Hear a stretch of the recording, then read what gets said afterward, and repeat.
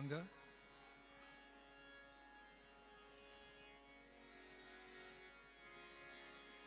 Jaya Radha Madhava Jayo Kunja Bihari.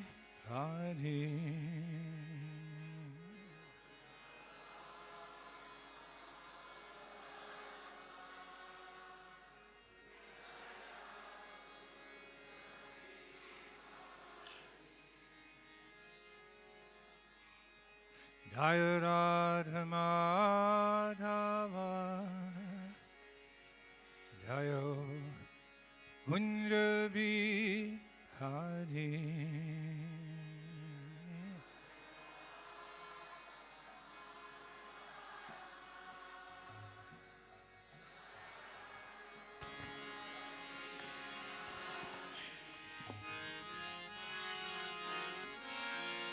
Gopi Jana Baba Jai Girivada Jani Jai Girivada Jani.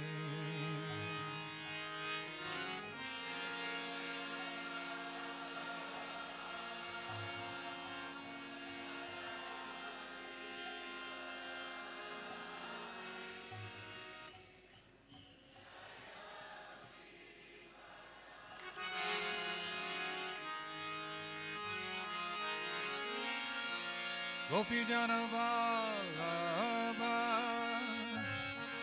Jai Girivada Jani Jai Girivada Jani.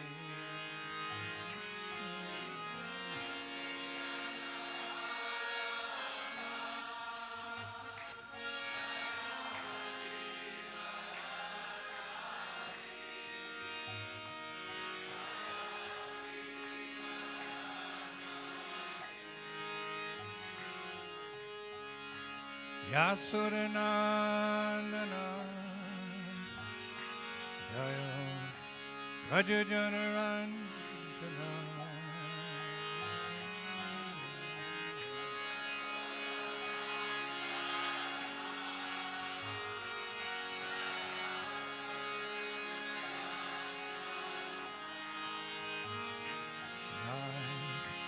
Yasuranandana Jaya Raja Janaranjana.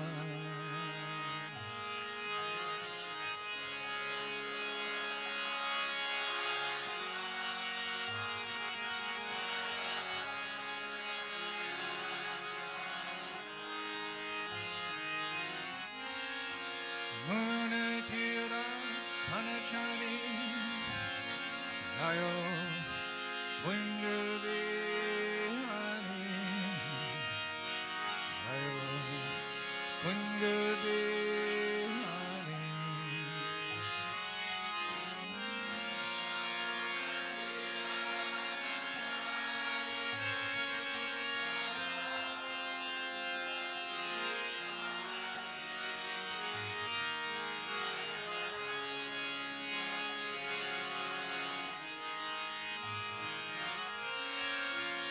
Munachira Manachari Jayo Kunjabi Hani Jayo Kunjabi Hani.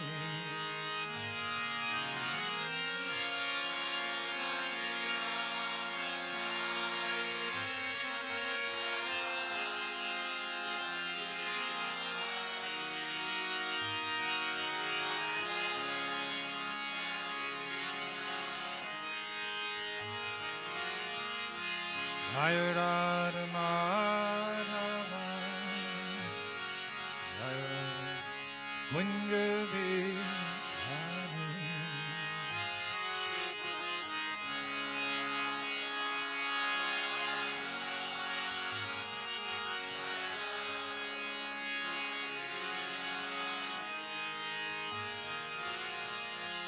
Jaya Radha Madhava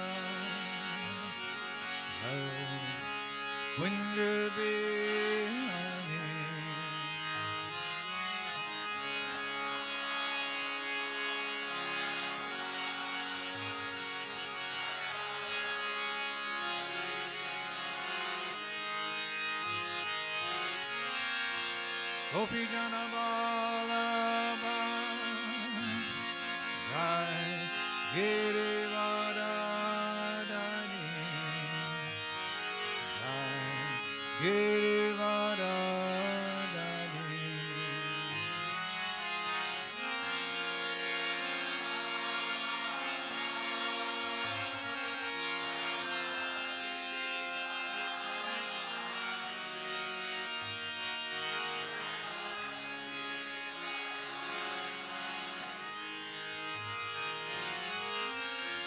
Gopi Jana Vallabha Jaya Girivardhani Jaya Girivardhani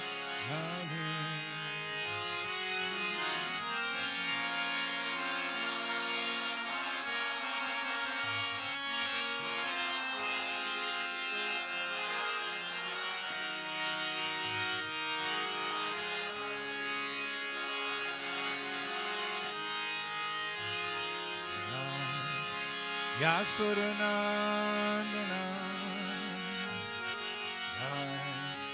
Rajajanarandana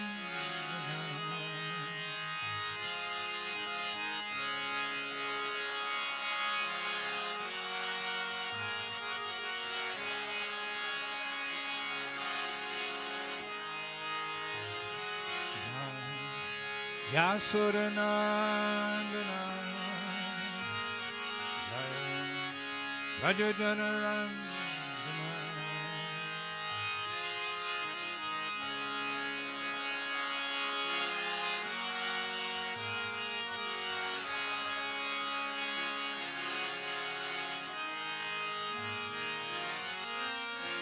Munatira Manachari Ayo Kunja Bihari Kunja Bihari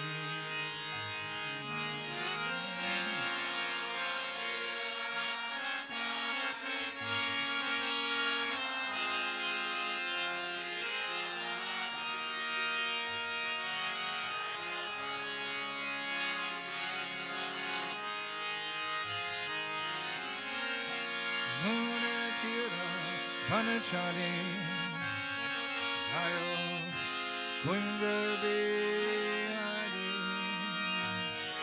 Jaya Kunja Bihari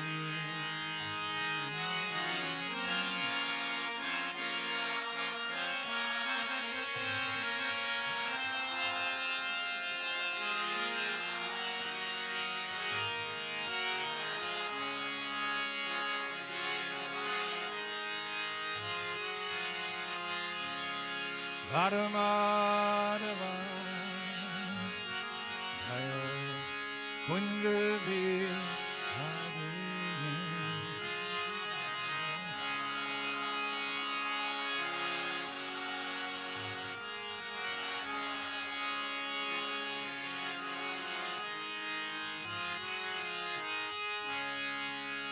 Madhava Jaya Kunja Bihari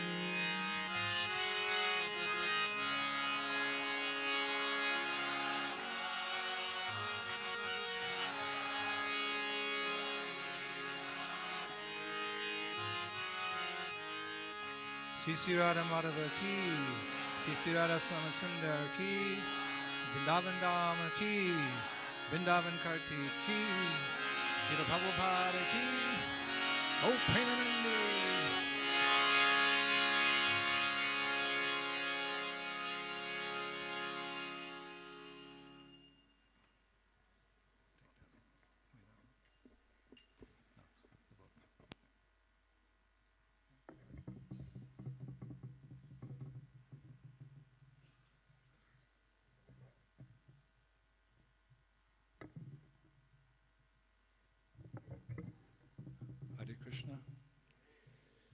Vanchakalpatarubhyascha kripasindhubhaya patitanam pavanebhyo vaishnavebhyo namo namaha.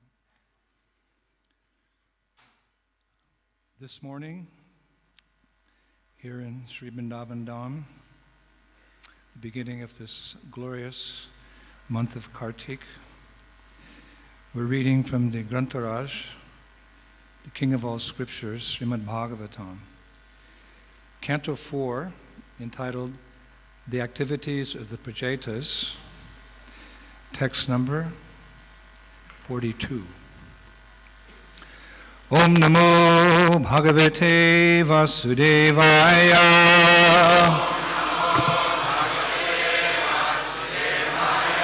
Om Bhagavate Vasudevaya.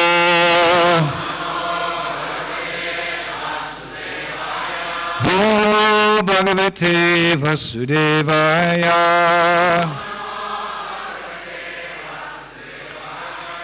Namah Samaya Shuddhaya Purushaya Haraya Cha Vasudevaya Satvaya Tubhyam Bhagavate Namaha. Namaha Samaya Sudaya Purushaya Paraya Cha Vasudevaya Satvaya Tubhyam Bhagavate Namah. Namah Samaya Shuddhaya Purushaya Paraya Cha Vasudevaya Satvaya Tubhyam Bhagavate Namah. Namah Samaya Sudaya Purushaya Paraya Cha Vasudevaya Satvaya Tubhyam Bhagavate Namah.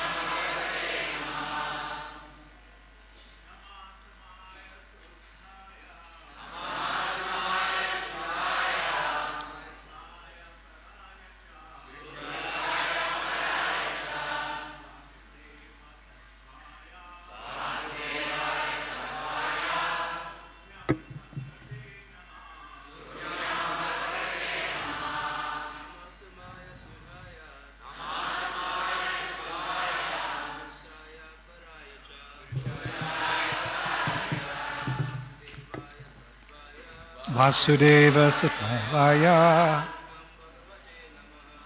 Om Bhagavate Namah.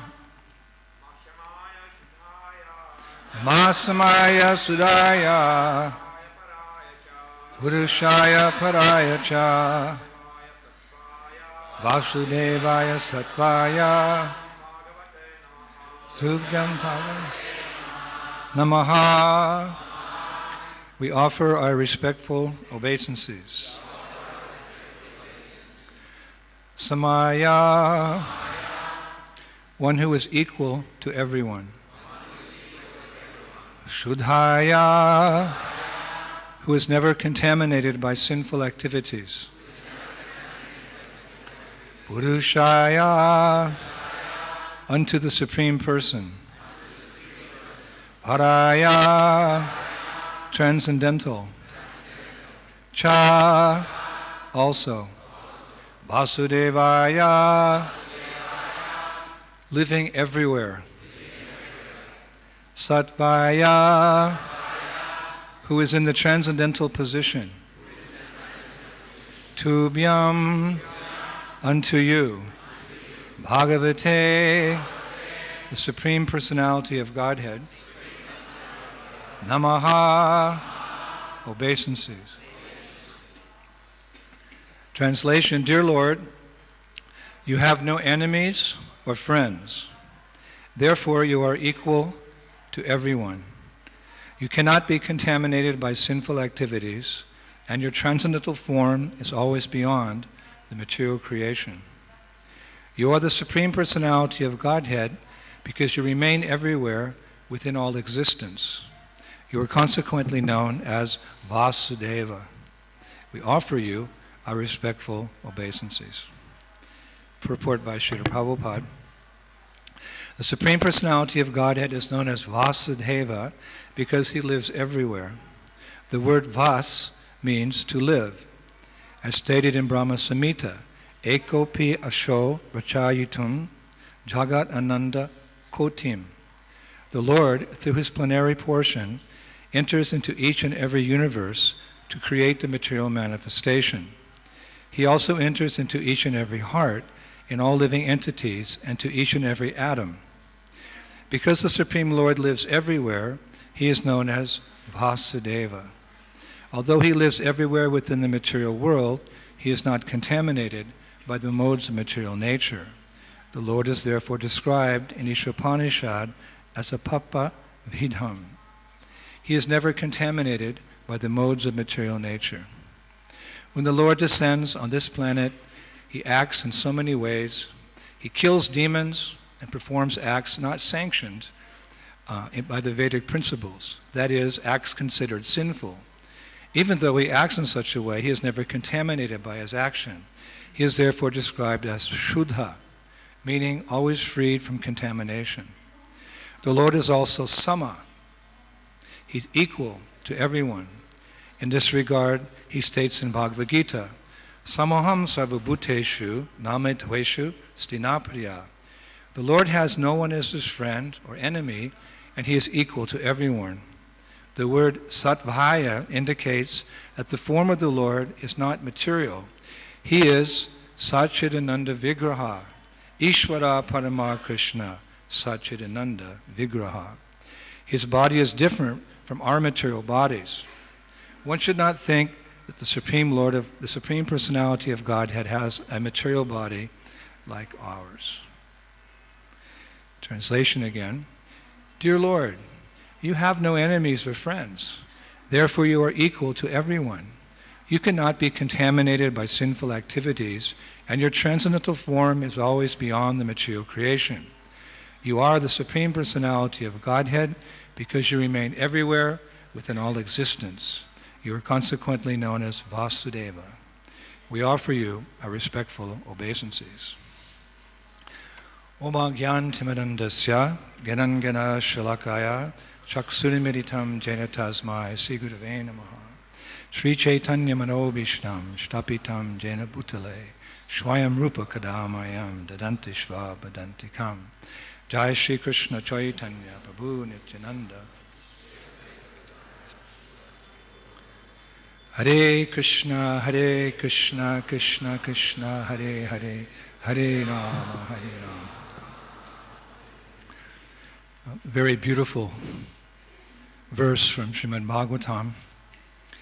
The Prajetas here are offering their respectful obeisances unto their Ishtadeva, their worshipable Lord, Sri Krishna. Their prayers glorify many of the transcendental attributes of the Lord. Actually, so much so that a devotee could speak on this verse for many hours, not 40 minutes. For many days, for many weeks, for many months, we could speak from this one verse of Bhagavatam because it's pregnant with so many transcendental meaning. Actually, Srila Bhaktisiddhanta Saraswati Thakur lectured on the first verse of Srimad Bhagavatam for an entire month during his visit to what is presently Bangladesh, Dhaka, Bangladesh. I went to Bangladesh with His Holiness Radhanath Swami and several brahmacharis. Went there on parikrama to visit the holy places, particularly Keturi, where Srila Narottam Das Thakur appeared. And we landed in Dhaka, and I remembered this story, let us say a pastime, of Bhaktisiddhanta Saraswati, speaking from 1 month from this one verse. And we visited the Gaudiya Math temple, that is there in Dhaka. It's still there. And I was surprised to see that there was a plaque commemorating the fact that he sat on that Vyasasan there and spoke for 1 month on the first verse of Srimad Bhagavatam. It remains in my mind. A plaque commemorating that fact, that for 1 month he spoke on one verse. There's so much to say. And if you were listening carefully, you could understand we could spend the entire Kartik on this one verse. But for now, we'll just focus on one of the points. The first point, where the Prajetas glorified their beloved Lord by saying he's samaya. He's equal to everyone. Or Srila Prabhupada translates that, Dear Lord, you have no enemies, you have no friends, therefore you are equal to everyone. Now this description of the Lord echoes the Lord's own words in the Bhagavad Gita. Our pundits will know this verse, 9th chapter, I believe it's verse 29, and it's quoted here. Samoham sarvabhuteshu name dveshasti na priya ye bhajanti tumam bhaktya mayite cha yaham. Krishna says himself, I envy no one, nor am I partial to anyone. I'm equal to all. But whoever renders service unto me in devotion is a friend, he's in me, and I am also a friend to him. So the word sama also appears in this verse in Bhagavad Gita, and there Prabhupada translates sama as equally disposed. Krishna is equally disposed to everyone. And name dveshu, Krishna says, I hate no one. In other words, I have no enemies. And napriya, no one is especially dear in this world, in the material world. No one's favored by me. I just reward their pious or impious deeds as time goes on. I have no friends. But if one wakes up and realizes, Jiver Supoya Krishnera Nityadas, that he's my eternal servant, and he cries out to me for mercy, Hare Krishna, Krishna Krishna, Hare Hare, Hare Rama. He's a friend. He's in me. And I am also a friend to him. So, Padma Purana states there's 2 classes of men or mankind in this world. There's divine and there's demoniac. There's pious and there's impious. But by Lord's grace, there's a small minority of Vaishnavas and Vaishnavis who realize their fallen state and are praying for mercy. So for them, Krishna extends himself. Otherwise, he has no friends and enemies. Under the dictation of the laws of nature, people are receiving the results of their pious and impious deeds. So he has no friends. He has no enemies. Krishna is equal to all. But to play the devil's advocate,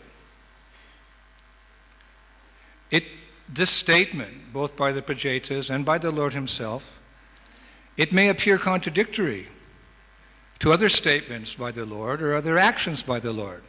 For example, in the same Bhagavad Gita, Krishna says, Paritranaya sadhunam vinashayata duskritam dharma samsta panarthaya sambhavami yuge yuge. To deliver the pious, favoring the pious, and to annihilate the miscreants, like enemies, as well as to reestablish the principles of religion, I myself appear millennium after millennium. So it appears the Lord does favor the pious.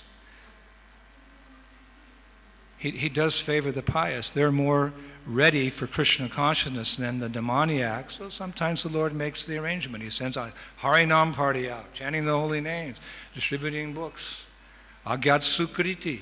Sukriti means pious. Agyat Sukriti means devotional service done unknowingly. You don't know I'm serving Krishna, but by buying a book and assisting the International Society for Krishna Consciousness, just by hearing the holy names, just by saying, Mommy, is that the Hare Krishnas? It's counted as. So one begins his devotional. So it appears the Lord favors. And by killing the demons, he establishes them as his enemies. They themselves say they're his enemy. So it appears contradictory. I have no friends and I'm equal to all. Wait a minute, if you're equal to all, why are you blessing those people and chopping off the heads of Shishupal? Apparently he takes sides. So it's a contradiction.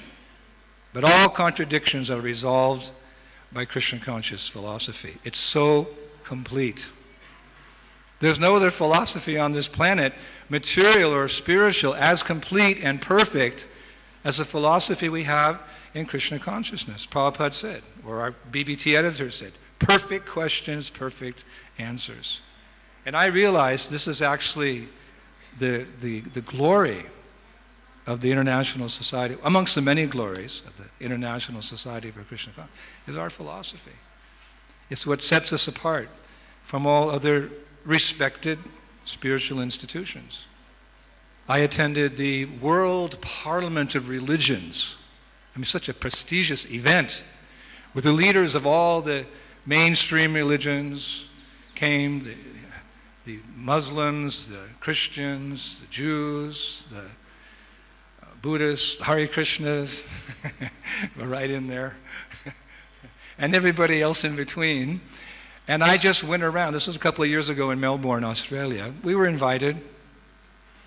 I had a small talk to give there. But I took the time to go to all the different talks by the major, with all due respect, because it was mostly emotion, sentiment, and there was a lot of politics involved, and there was nothing substantial. I didn't hear one of the respected speakers say, Aham Brahmasmi, I am spirit soul. I'm not the body, I'm a spirit soul. We heard nothing about, karma, about reincarnation, about sattvic, rajas, tamasic life, parastasmatu bhavanyo vyakto vyaktat sanatana, that beyond this world, which is sometimes manifested and sometimes there's an eternal world full of bliss and knowledge, and there the Lord resides in a transcendental form as a cowherd boy, very easy to love and to surrender to everything. Nothing. Our philosophy is a strength. We're so amazed.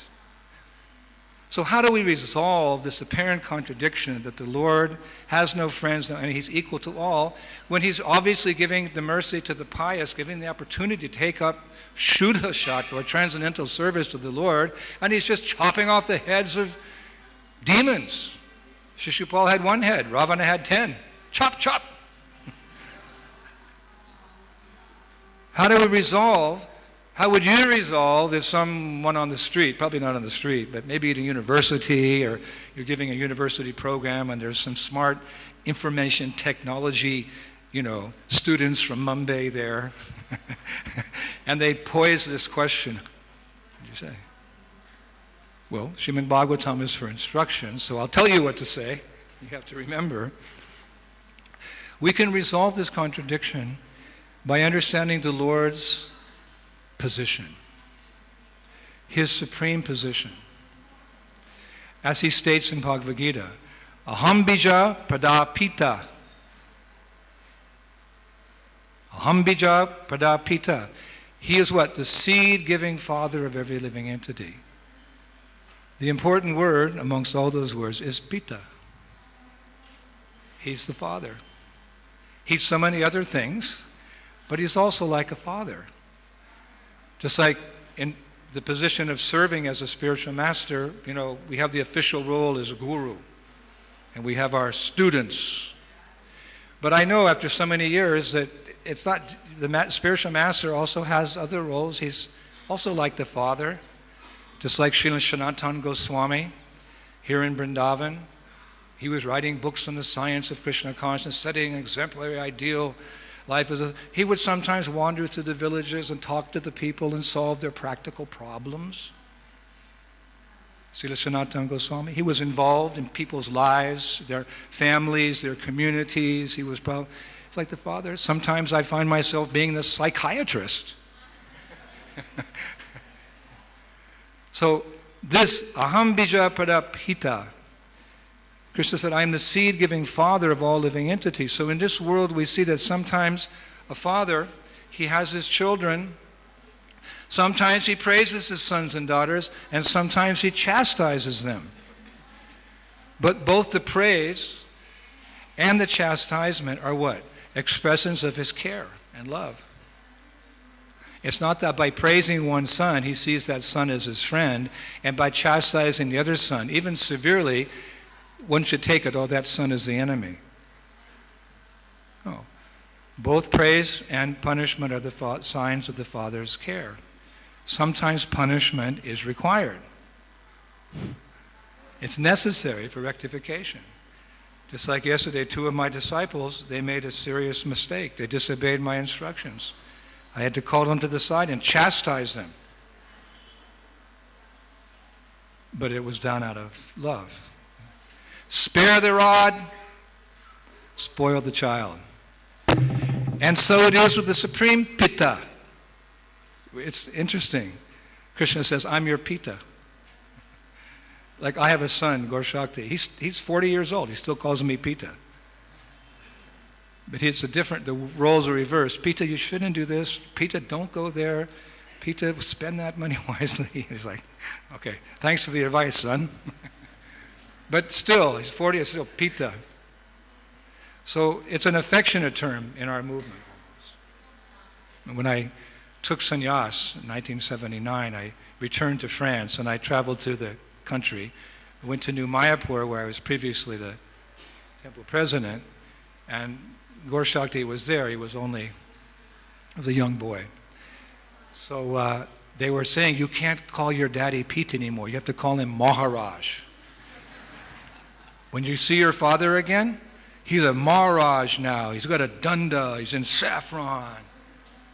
You call him Maharaj. Okay. I remember very clearly I came to New Mayapur, and I came in the temple room and, they had a reception, whatever. And then the kirtan was over and it was silent.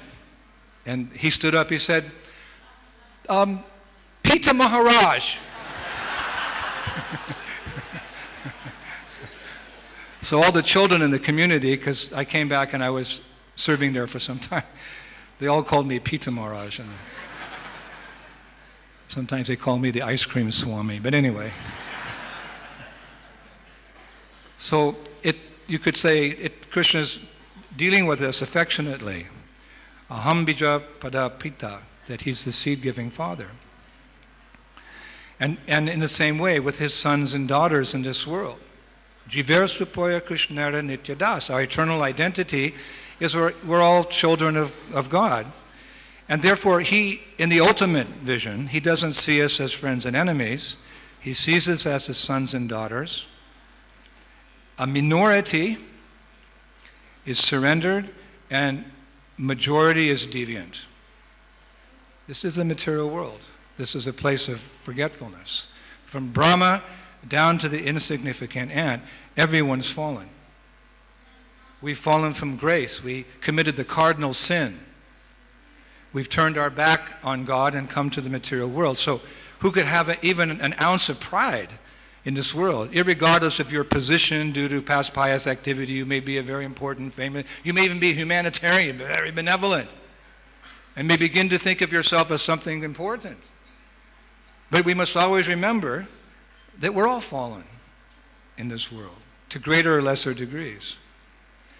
And Prabhupada said one time, the Supreme Lord, he's more anxious that we come back to Godhead than we are. Therefore, millennium after millennium, he comes and tries to wake, and he deals with us accordingly. For those who have some piety, some punya, who are less sinful, who have a sort of perhaps spiritual awakening at some point, but don't know which direction to go. Tesham satara yuktanam, bhajatam patipurvikam, dadhami buddhi yogam tam, yenamam upayanti te. To those who have some inclination, some love for me, I give the understanding by which they can come to me. Like a father takes the hand of his child and leads him through life. So Lord takes our hand in our infancy of spiritual life, and he guides us on the path back home. What he does is he directs us. knowingly or unknowingly, usually unknowingly, he directs us to a bona fide spiritual institution like the International Society for Krishna Consciousness, and to a spiritual master, and to the association of Vaishnavas. We should never think that our introduction to this great movement and the shelter we have at the lotus feet of our spiritual master and the beautiful association we have of some, that's not by chance. Nothing happens by chance, even materially. It's stated, not a blade of grass moves without the direction of the Lord. So even materially, people are simply working out the destiny of their past karmic activity. Krishna says the intricacies of karma are very difficult to understand. You can't pinpoint it. But you can be sure and certain that that day you were walking down the street and you met a devotee, or you got a bite of prasadam, or your friend invited you to a nama, not by chance. Tesham satara yuktanam. Krishna knows the mentality of each and every living entity. And even though it's a tiny little spark, a little ember about to go out, if it's there, out of his infinite mercy, the Lord fans it. Those of you who are Boy Scouts, it's a little thing, but even a spark can be the source of a huge fire. But not by chance.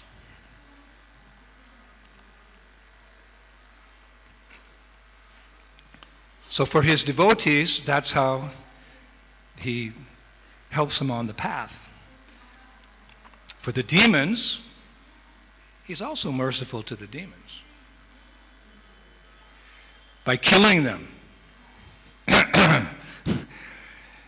It's easy to understand how, directing someone to a spiritual institution, association of devotees is mercy, but how is the Lord's chastising his deviant sons and daughters? How's that an expression of his care, what to speak of love for them? Well, first of all, by killing the demons, at least he stops them from committing more sinful activities. Like my mother, I remember so many times, "Stop that, son. I told you, stop. Stop." And whatever I was doing was not good for me, so I stopped. So the Lord, by killing them, at least he stops them from committing more sinful activities, which would add to their karmic debt, which means more suffering down the road. Like the Bible says, the wages of sin is death. The only thing you can get from sinful activity, you may get some momentary pleasure from your sinful activity, but there's two sides to the coin, heads and tails.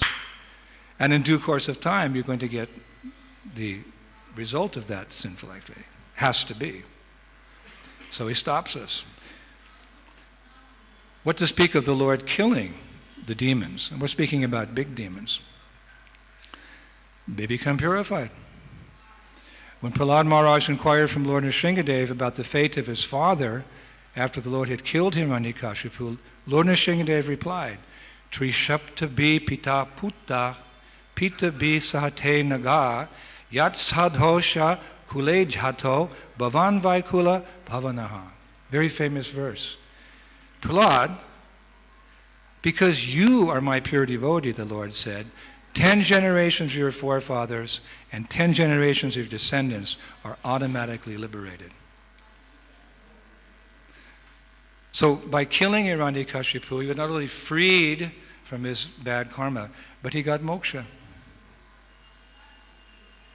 So as a father expresses his love by blessing one child and chastising another child, it should not be seen, he's just, "Oh, this one's my friend's name." Both the praise and the chastisement are meant to rectify is a sign of love. So when Krishna kills the demon, it's a sign of love. Whoa. Remember my mother, I took her to the temple for the first time. I was visiting home in California. We went to the temple in Berkeley. We came in and the devotees had put this huge picture of Lord Nrsingadev as you come into the temple, because there had been attacks on the temple. We came in and my mother said, "What's that?" And I was like a young, naive devotee. I said, "Mom, that's God killing his father." My mother said, "And what about the mother?"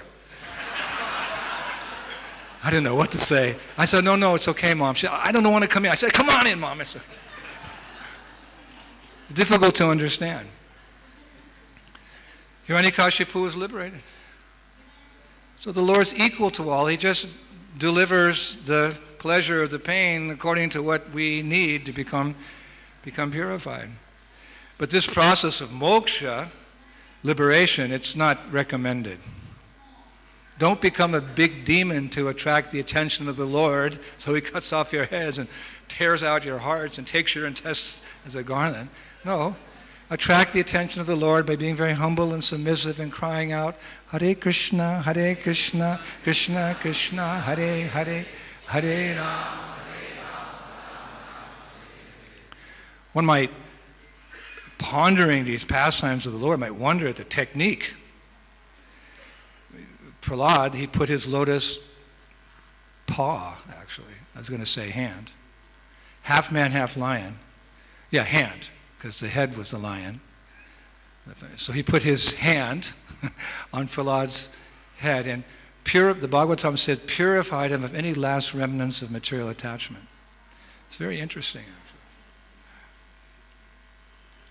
Prahlad Maharaj had Purna Darshan. He had the darshan of the Lord himself. But it appears that even in advanced stages of Krishna consciousness, there may be some subtle contamination.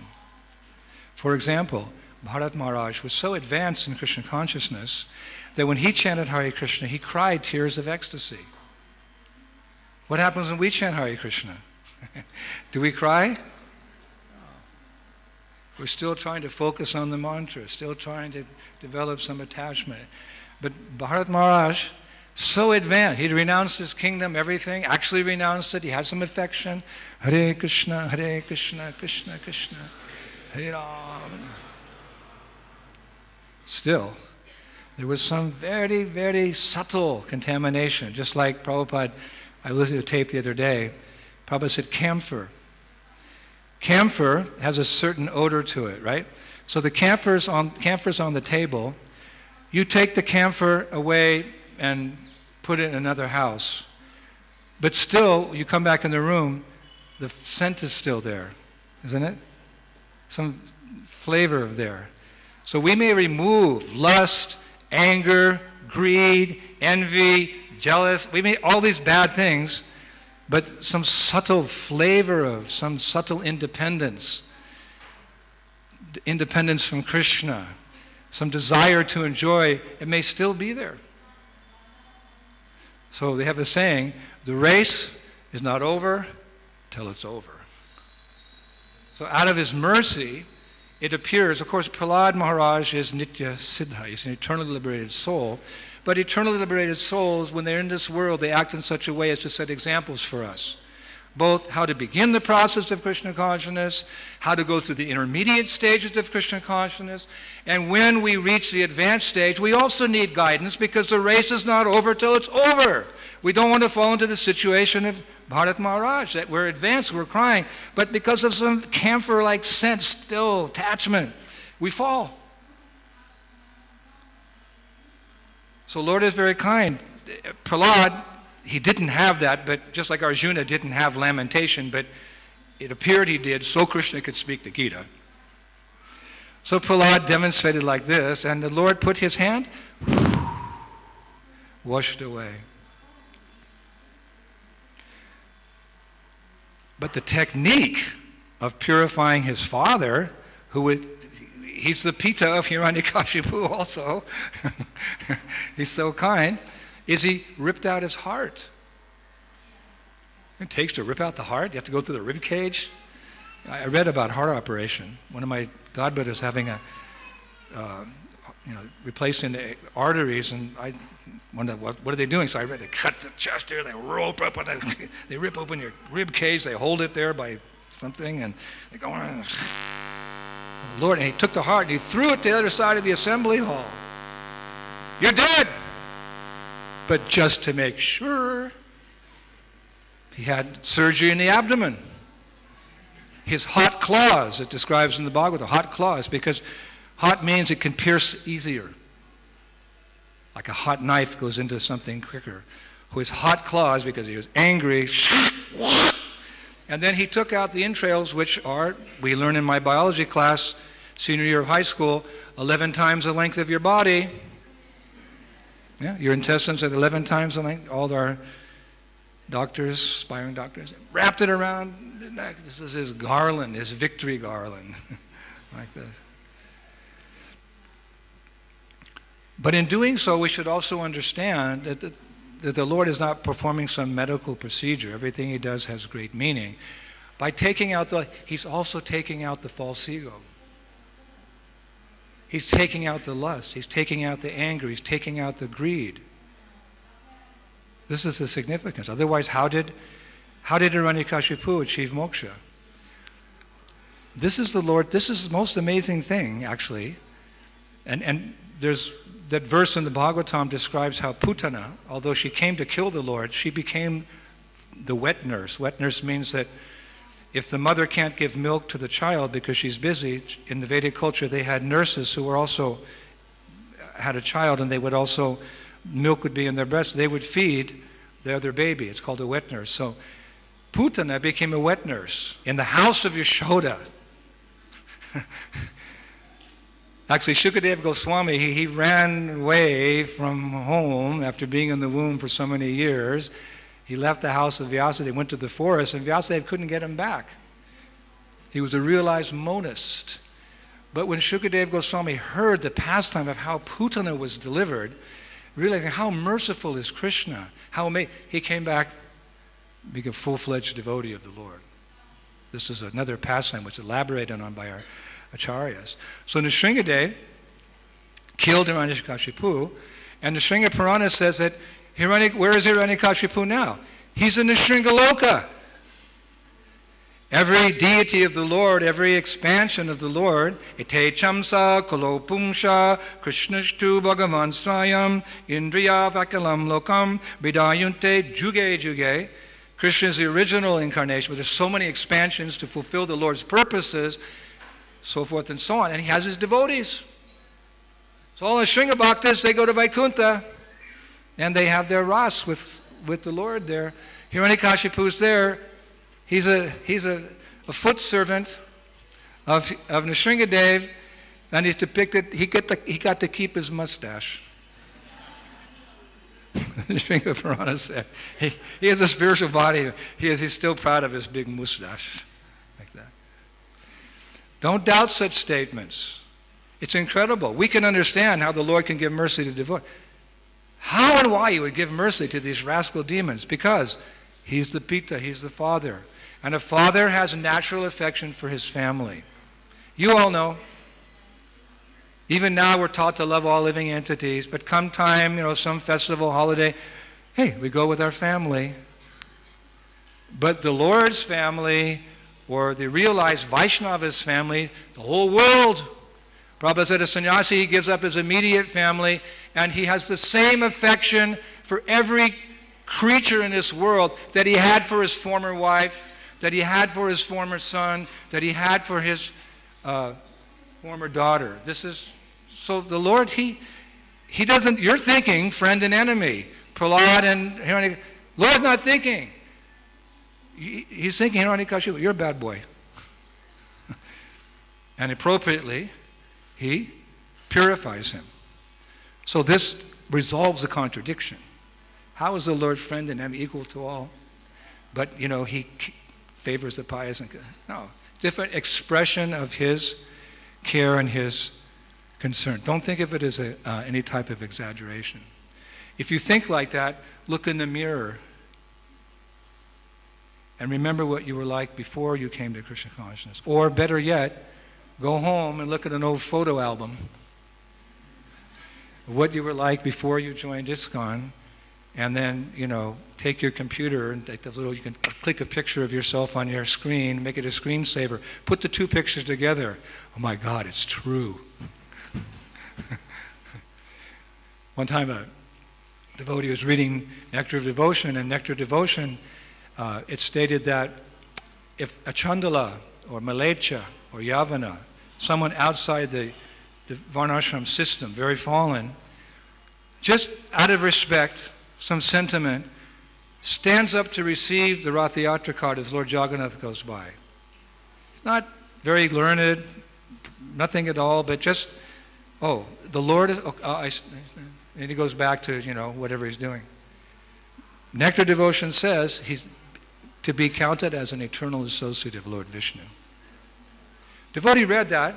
He went to Prabhupada. Prabhupada, it says here, well, I've heard that, if a Chandala stands up, and Prabhupada said, where is that written?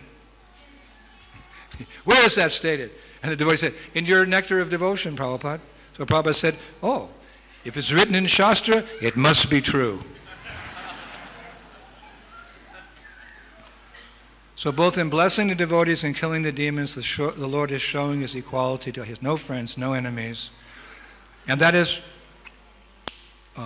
very nicely stated in this famous verse from Nrsimha Purana. Or, I haven't actually found it, but I've heard it was there. But verse chanted by the Nrsimha Bhaktas. Om, Am, Hrim, Shrom, Om, Fat, Om, Tataka, Hataka, Keshaka, Jadlat, Padaka, Lochana, Badhaka, Nakashparsha, Diva, Simha, Namostute. O my Lord, O Transcendental Lion, I offer my respects to you, along with Mother Lakshmi, sometimes flying in the sky, sometimes moving on foot. Your mane hairs glow with a wonderful brilliance. Your glance and the touch of your nails are both the source of auspiciousness. I love that verse. I think about it a lot when I'm on Sankirtan. Your glance and the touch of your nails are both the source of auspiciousness. So ultimately, every living entity has to decide, does he want the glance or the nails? One last point, we only have 5 minutes left. We have a saying in English, like father, like son. Just as the Supreme Lord has no friends, he has no enemies, he's equal to all. And while in this world, his focus, his meditation, is bringing all his sons and daughters, be they pious or impious, be it easy or difficult, back home, back to Godhead. That's why the Lord comes. And that's why his pure devotee comes. Just like one of Prabhupada's godbrothers, Sridhar Maharaj, he glorified his godbrother Prabhupada by saying he must be Shaktavesh avatar. Because look what he's done. He's created a spiritual revolution in the Western countries, which means the whole world, by taking Krishna consciousness there and spreading the teachings of Gita and Bhagavatam and Hare Krishna. When Prabhupada came here, that was his meditation. And practically, if you read the Lilamrita, it was a lifetime in preparation, as Satsvut Maharaj aptly titled that chapter. A lifetime in preparation. Although Prabhupada left very late in his life, that was his meditation. Preparing himself, be prepared. But that was his focus as well. Preaching. So, as it is the Lord's mission when he's in this world, because we're his sons and daughters, it's our mission. Because it was Prabhupada's mission. Prabhupada never took time off. He was always busy preaching Krishna consciousness. He may be who he is in the spiritual world. We're not allowed to speculate. No doubt, he's a very intimate associate of the Lord, because when you have some important mission, you entrust it to your most trusted personnel, aide-de-camp. So this most important mission of continuing with the mission of Lord was entrusted to Srila Prabhupada. But when he came here, he didn't act like he was in it. His mission was preaching Krishna consciousness. So that's our mission also. We may be curious, what is our swarup with Krishna, and what is that item may be there. But like Prabhupada, the beat of our heart must be to assist him in delivering all these fallen conditioned souls in this world. That was the mission of the 6 Goswamis who were living here in Vrindavan. They were relishing living here in Vrindavan, but they were thinking of the deliverance of fallen conditioned souls not only then, but hundreds or thousands, 10,000 years into the future. Because the Sankirtan movement of Lord Chaitanya is meant to go 10,000. Dhira, dhira, jana, priyo, priyakaro, nirmatsoro, pujito. They're just like the ocean of love of God, and they're popular with both the ruffians, the gentle and the ruffians, because they're not envious of anyone. So we also have to have this vision of equality. No one is our friend, no one is our enemy. We're equal to all. Certainly, if you're a preacher, like Krishna was, like Lord Chaitanya was, like the six Goswamis were, like Prabhupada was, like your Guru Maharaj is, if you're a preacher, as to each his own, as much as you can do. A family man has their way of preaching. A brahmachari, sannyasi, Sankirtan means the complete glorification. It all comes together as one package in service to the Lord. But this is and will always be a missionary movement. We don't see someone as friend or someone as enemy, and we're equal to all. We're giving this wonderful opportunity for everyone. We don't go in Harinam and say, okay, we're going to chant for that crowd, but not this crowd. We chant very loudly at the Goswamis. Hare Krishna, Hare Krishna, Krishna Krishna, Hare Hare, Hare Rama. And even if someone is inimical to us, to Tikshiva, we tolerate. Understanding that deep inside they're our brother or they're our sister. They're just covered for the moment. Just like I was walking over from my house to the temple here this morning, and there were some people going on Parikrama. One big man, big local man, big beard. Indradyumna Maharaj! I said, yes, I'm going to kill you. There's no joke. He was trembling. You rascal! I'm going to smash your head. You'll see. I'm going to kill you and make you, it's going to be a painful death. And all the devotees are around like, whoa. And he started coming. He had this big stick. I never met the man, and, sometimes it's not just the person. I represent the movement, so he may hate Iskcon or something. But he knew my name. Took that stick. Some devotee, he's probably here, walking behind me. He broke that stick on the back of that devotee. Hare Krishna, Hare Krishna. I can't say I wasn't afraid. I was standing there, but then afterwards I'm thinking, actually he's just intoxicated by the material energy. And therefore he's acting like that. Deep inside, he's also devotee. He's living in Vrindavan, but he's somehow under the influence of the intoxication of material nature. It's not easy. Not easy to be a preacher. You have to imbibe the mood of our previous acharyas who, despite so much opposition, they were always compassionate. It's hard to be like Jesus. He's dying on the cross, and he looks down at the people who are crucifying him and the soldier who's stabbing him here under the ribs, and he says, "Forgive them, Father, for they know not what they do." Or Haridas Thakur, our beloved Haridas Thakur, who's been being beaten through all the marketplaces because of the offense of chanting Hare Krishna in public, but he's not dying, he's Siddha. He's a powerful soul. You can't kill a person like that. They leave when they want to leave. And he looks at the soldiers who are carrying him, and they're all in distress because they know that if he doesn't die, that the king's going to have their head. So he said, "What's the problem?" "Well, sir, if you don't die, they'll have our..." So out of compassion, he feigns death. They throw him in the river. This type of compassion, this is what we're praying for. Bhaktivinoda Thakur prayed, "When will my compassion for all fallen souls manifest? And with a humble, lowly heart, I will go out to preach the divine command." And it may not always be easy. One time we were on Harinam in Paris, and Prabhupada was visiting the temple, and we came back. We had a sort of an ugly incident on Harinam. Prabhupada came back. I was a Sankirtan leader. He said to me, "So, Indradyumna, how was the Harinam today?" And I said, "Prabhupada, it's really difficult." He smashed his hand. He said, "When did I ever say preaching is easy? When?" I had to answer, "You didn't." "Still, we must go on." Of course, the Lord protects his devotees. Rake Krishna Marike, Mare Krishna Rakike. If Krishna wants to kill you, no one can save you. If Krishna save you, no one can kill you. But we have to tolerate those offenses because this is a troublesome place. We have to tolerate. One time I had an operation on my vocal cords, singing for so many years. In those days we didn't have microphones and sound systems, we had clay drums, we didn't have accordions, we just had mridungas and kartals, and so after so many years I developed what we call a nodule on the vocal cord. The doctor looked at my throat, he said, "In my entire career, and I'm 64, I've never seen such a big nodule on someone's vocal cords. What are you singing, young man?" I said, "Hare Krishna, Krishna Krishna." You have to have an operation.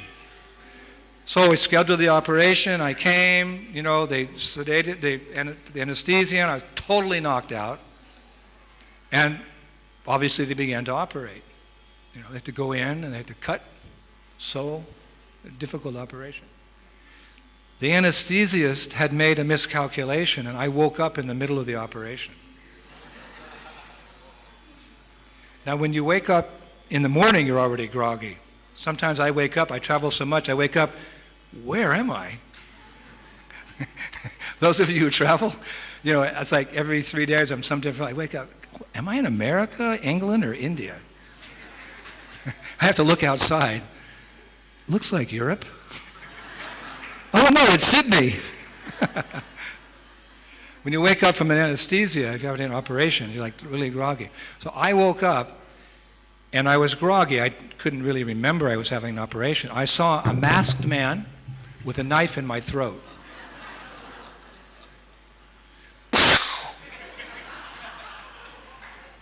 My father used to say, I have a good right hook. I hit the doctor. Broke his nose. There was blood everywhere. I remember, and then anesthesia. She put, because they're right on top of everything, and she immediately put me under. She put me out for 4 hours. She was so angry. So when I woke up in the recovery room, the doctor came in with the nurses who had assisted in the operation. And the nurses were so angry. And I didn't remember anything because, it's just the anesthesia. And the doctor had this big stick, like here, and tape all around his face. And I said, "The doctor, what happened to you?" So the nurse, she became very angry because she said, you hit our doctor, you. The doctor said, "Stop." He said, "You cannot accuse this boy of anything. He was under the influence of the drug. He did not act as he usually acts." And I thought about that a lot afterwards, because a few days later I was on Sankirtan. I couldn't say anything because my voice was resting. I had a little placard. "Hi, I'm a monk. I've just come back from India. I learned a lot of things. It's all in this book." I wasn't doing very well, but I sold a few books a day. But, it was Paris and France, and, in those days we had some opposition, and I kept thinking, when people would become antagonistic towards me, appeared as an enemy, I'm just thinking, hey, they were just, I was in the same situation. I acted in an antagonistic way to someone who was my friend, but why? I was under the influence of the drug. So people are under the influence of the modes of nature. Goodness, okay, but passion and ignorance. And sometimes when someone's very influenced by ignorance, he may act like he wouldn't act if he was a devotee. Titikshava. Therefore Mahaprabhu says that in chanting the holy name, which means our chanting and chanting loudly for the benefit, to be more tolerant than a tree. He's not just talking about the mosquitoes and dengue fever and, and the hot weather in late October and the cold is going to... He's talking about our main mission in life. Like father, like son. We also can't have friends, and we also have to be equal. At least we have to give as much mercy as we can, and that it is up to the people. Like when the sun's out. The sun's there for everyone, but some people go out in the sun, some stand in the shade. So some may accept the mercy, some may not. That's not our business. Our business is preachers.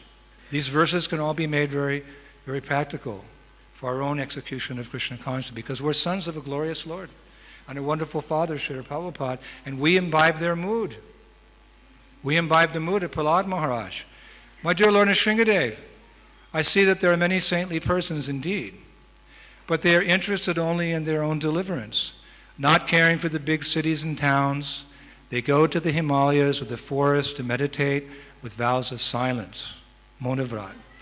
They're not interested in delivering others. As for me, however, I do not wish to be liberated alone, leaving aside all these poor fools and rascals.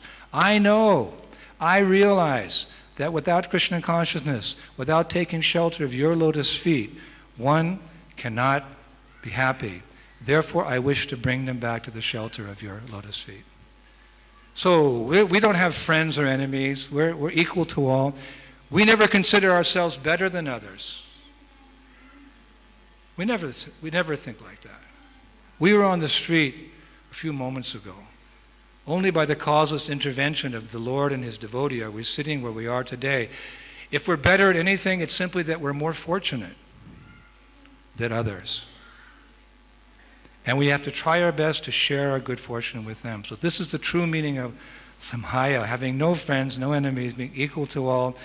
A vision which is exemplified and taught to us by Prabhupada, by our previous acharyas, and by the Lord Himself, and today by the Prajetas. Thank you very much. Hare Krishna. Srila Prabhupada.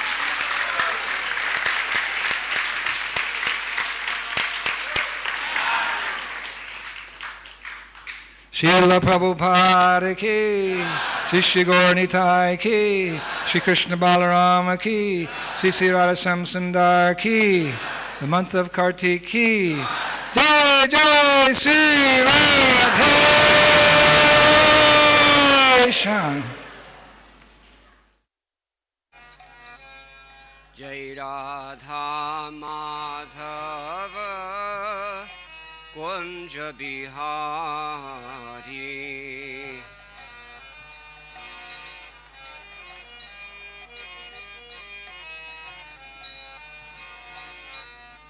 Jai Radha Madhava Kunja Bihari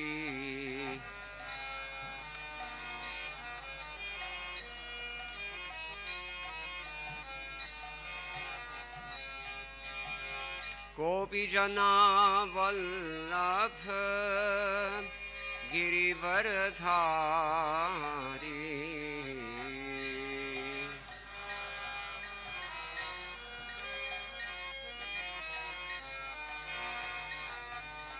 Gopi Jana Vallabha Girivardhari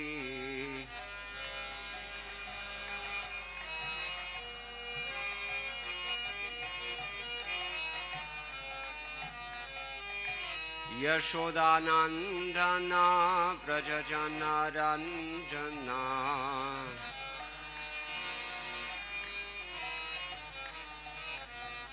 Yashodanandana Prajajana Ranjana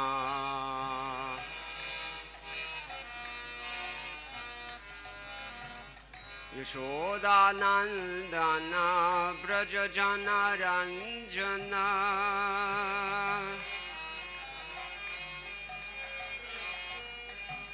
Yashodanandana Brajajana Ranjana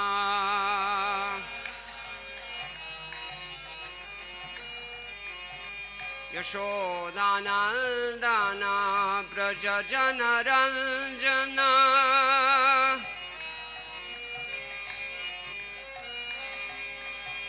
Yashodanandana Brajajana Ranjana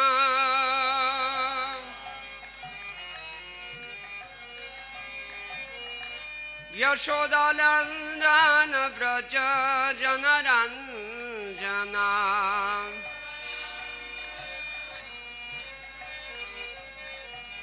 Yashodanandana Brajajana Ranjana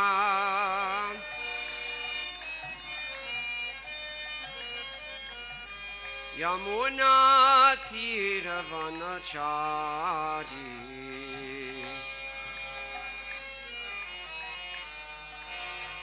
Jai Jai Radha Madhava Kunja Bihari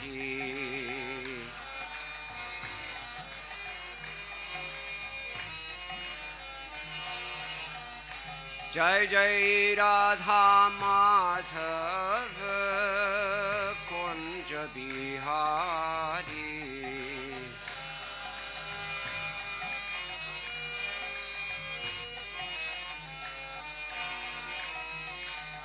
Radha Madhav Kunj Bihari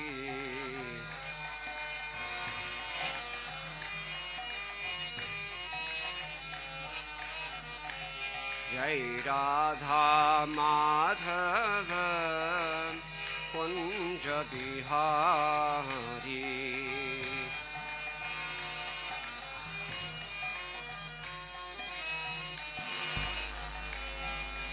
गोपी जन वल्लभ गिरिवरधारी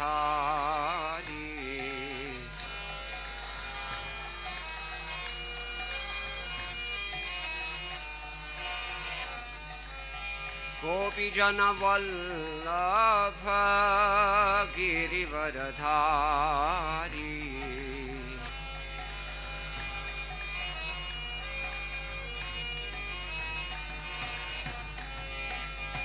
यशोदानंदन ब्रज जन रंजन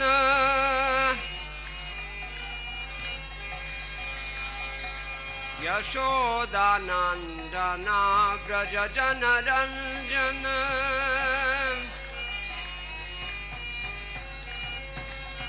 यशोदानंदन ब्रज जन रंजना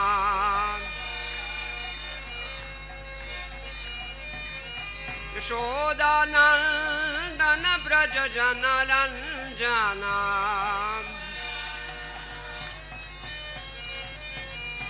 यमुना तीर वनचारी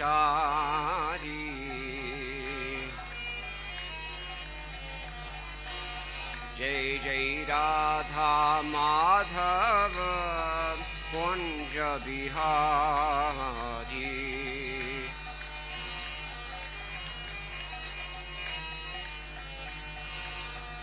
जय राधा माधव कुंज बिहारी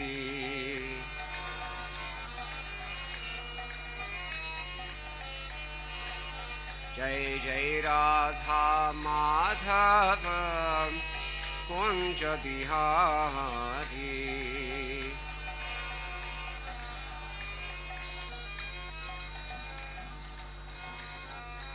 गौर प्रेमानंदी हरि हरि बोल जय ओम विष्णुपद परम सर्वजगाचार्य अष्टोत्तर शत श्री श्रीमद शिल अभय चरणानंद भक्ति वेदांत स्वामी महाराज शिल प्रभुपाद की जय अनंत कोटि वैष्णव वृंद की जय नाम आचार्य शिल ठाकुर हरिदास की जय प्रेम से कहो श्री कृष्ण चैतन्य प्रभु नित्यानंद श्री अद्वैत गदाधर शिवासादि गौर भक्त वृंद की जय श्री श्री राधा कृष्ण गोप गोपीनाथ श्याम कुंद राधा कुंद गिरि गोवर्धन की जय वृंदावन धाम की जय नवद्वीप मायापुर धाम की जय गंगा देवी की जय यमुना मई की जय भक्ति देवी की जय तुलसी महारानी की जय समवेत भक्त वृंद की जय श्री हरिनाम संकीर्तन की जय ग्रंथराज श्रीमद् भागवतम की जय इस्कॉन बीबीथी संस्थापक आचार्य श्रील प्रभुपाद की जय गौ प्रेमानंदे all glories to the assembled devotees all glories to the assembled devotees all glories to the assembled devotees all glories to Sri Sri Guru and Gauranga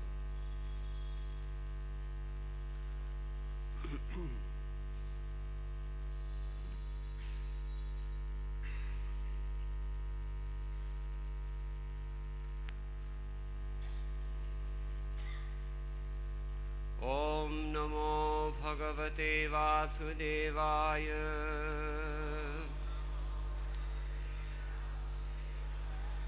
Om Namo Bhagavate Vasudevaya Om Namo Bhagavate Vasudevaya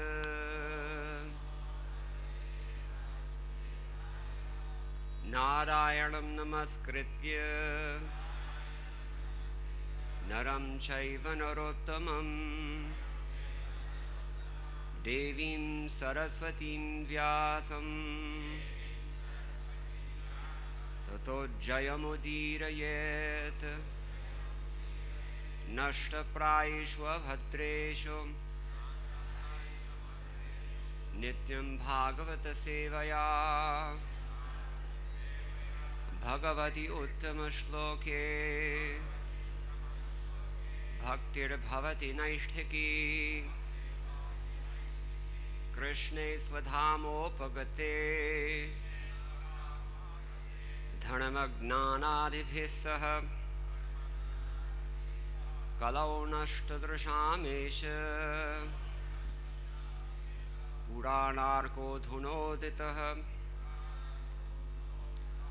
This is Grantharaj Srimad Bhagavatam, Canto 4, Chapter 30, entitled The Activities of the Prachetas. Today we're on text number 43, and Maitreya is speaking. So please repeat. Maitreya uvacha iti pracheto birabhishtuto harihi प्रीतस्तथेत्याह शरण्यवत्सलाः अनिच्छतां यानमतृप्य चक्षुषाम् ययौ सधामानपवर्गवीर्यः. मैत्रेय उवाच इति प्रचेतोभिरभिष्टुतो हरिः प्रीतस्तथेत्याह शरण्यवत्सलः अनिच्छतां यानमतृप्य चक्षुषाम् ययौ स्वधामानपवर्गवीर्यः. श्रीमैत्रेय उवाच इति प्रचेतोभिरभिष्टुतो हरिः प्रीतस्तथेत्याह शरण्यवत्सलः अनिच्छतां यानमतृप्य चक्षुषाम् ययौ स्वधामानपवर्गवीर्यः.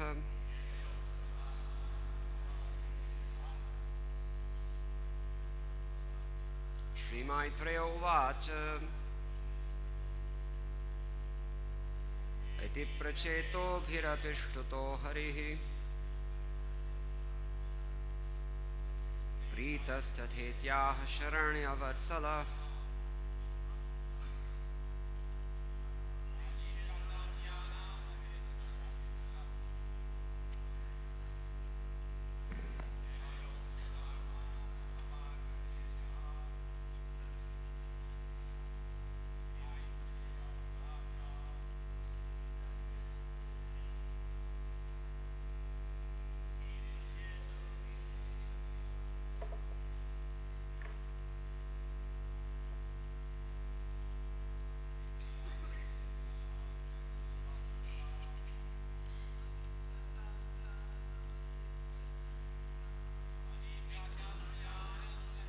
चेतसा.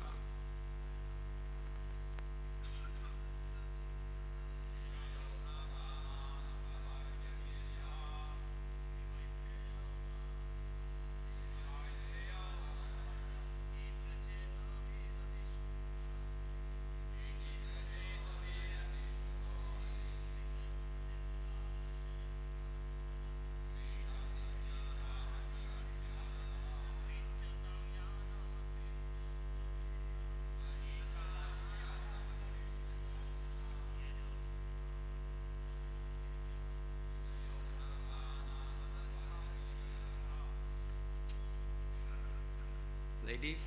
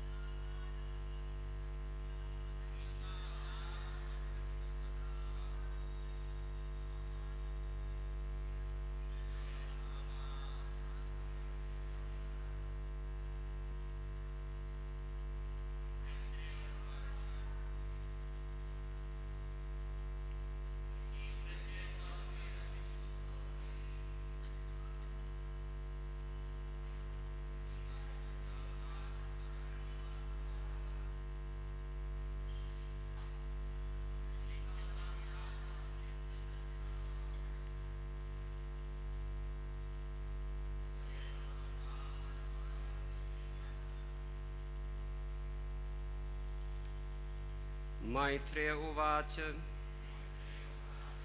Maitreya said, Iti, thus, prachetobhi, by the prachetas, abhishtataha, being praised, Harihi, the Supreme Personality of Godhead, Pritaha, being pleased, Tatha, so, Iti, thus, Aha, said, Sharanya, to the surrendered souls, Vatsalaha, affectionate, Anichhatam, not desiring, Yanam, his departure, Atripta, not satisfied, Chakshusham, their eyes, Yaya, he left, Swadhama, to his own abode, Anapavargavirya, whose prowess is never defeated. Translation by His Divine Grace A.C. Bhaktivedanta Swami Srila Prabhupada. The great sage Maitreya continued, My dear Vidura, the Supreme Personality of Godhead, who is the protector of the surrendered souls, being thus addressed by the prachetas and worshipped by them, replied, May whatever you have prayed for be fulfilled. After saying this, the Supreme Personality of Godhead, whose prowess is never defeated, left. The prachetas were unwilling to be separated from him because they had not seen him to their full satisfaction. Please repeat. The great sage Maitreya continued, My dear Vidura, the Supreme Personality of Godhead, who is the protector of the surrendered souls, being thus addressed by the prachetas and worshipped by them, replied, May whatever you have prayed for be fulfilled. After saying this, the Supreme Personality of Godhead, whose prowess is never defeated, left. The prachetas were unwilling to be separated from him because they had not seen him to their full satisfaction. Purport by Srila Prabhupada. The word anapavargavirya is significant in this verse. The word ana means without. Pavarga means the materialistic way of life. And virya means prowess. The prowess of the Supreme Personality of Godhead always contains 6 basic opulences, one of which is renunciation. Although the prachetas desired to see the Lord to their full satisfaction, the Lord left.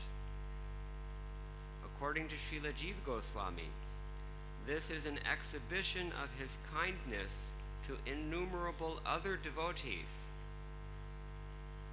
Although he was being attracted by the prachetas, he left. This is an example of his renunciation. This renunciation was also exhibited by Lord Chaitanya Mahaprabhu when he stayed with Advaita Prabhu after taking sannyas. All the devotees wanted him to stay a few days longer, but Lord Chaitanya left without hesitation. The conclusion is that although the Supreme Lord has unlimited kindness for his devotees, he is not attached to anyone. He is equally kind to his innumerable devotees all over the creation.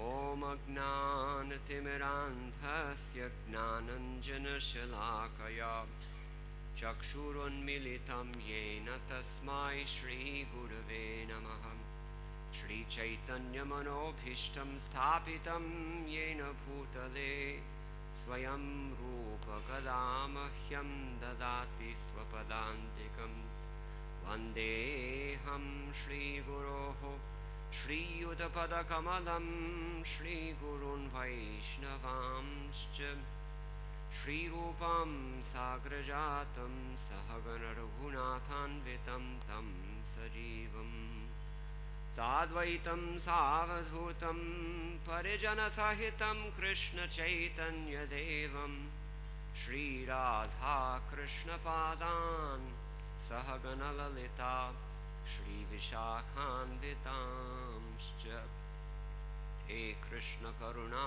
Sindho Dinabandho Jagatpate Gopesha Gopika Kanta Radha Kanta Namosute Tapta Kanchana Gaurangi Radhe Vrindavaneshwari Vrishabhanusude Devi Pranamami Haripriye Vancha Kalpatarubhyascha Kripa Sindhubhya eva cha Patitanam Pavanebhyo Vaishnavebhyo Namo Namaha Jaya Shri Krishna Chaitanya Prabhu Nityananda Shri Advaita Gadadhara Shri Vasadi Gaur Bhakta Vrinda Hare Krishna Krishna Krishna Hare Hare Hare Rama Rama Rama Hare Hare Maitreya Uvacha Iti Pracheto Bhirabhishtuto Harihi Pritasthithetyaha Sharanyavatsalaha Anichhatam Yanam Atripta Chakshusham Yayauswadhamana Pavarga Viryaha.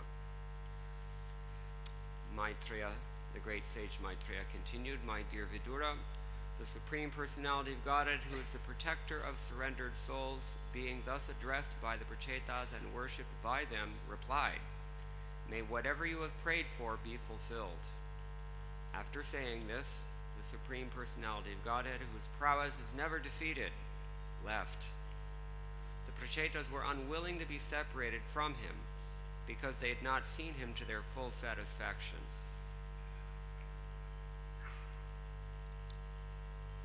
The Supreme Personality of Godhead is described here in a few adjectives.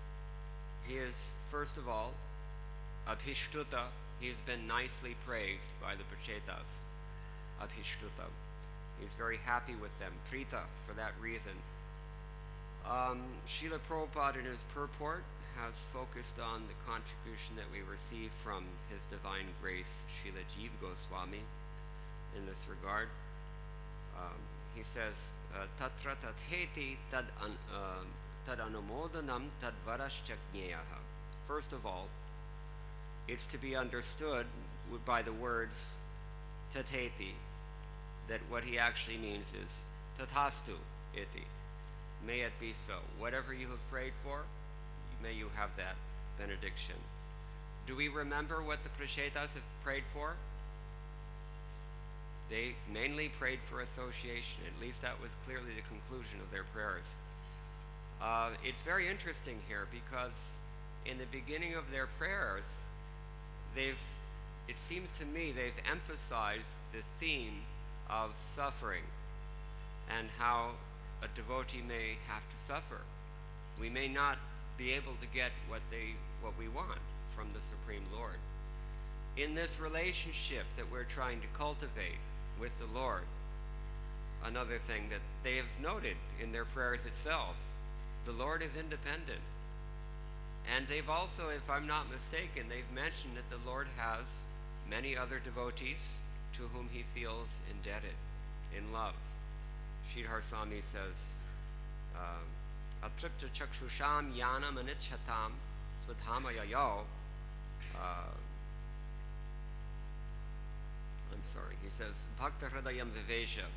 He's not exactly under the control of his devotees in a sense. The question will arise here, naturally, that these prachetas have executed austerities only to please the Lord for 10,000 years. We have a hard time for 10 days. They allow you, when you go on Brajmandala Parikrama, you can pay in 10-day increments just in case the austerity is too much. So the prachetas, they were executing austerities for 10,000 years. And they, in the end, they may or may not have had desires. We don't really know, but in the end what they asked for was pure. They said, we don't want anything except your darshan and the association of your devotees. We remember that after the Lord was pleased with them, what did he offer them? A wife. Kind of a strange turn of events. You wouldn't really think that these sages who had just finished 10,000 years of austerities would be interested in that, but the Lord was interested in that. The Lord was interested.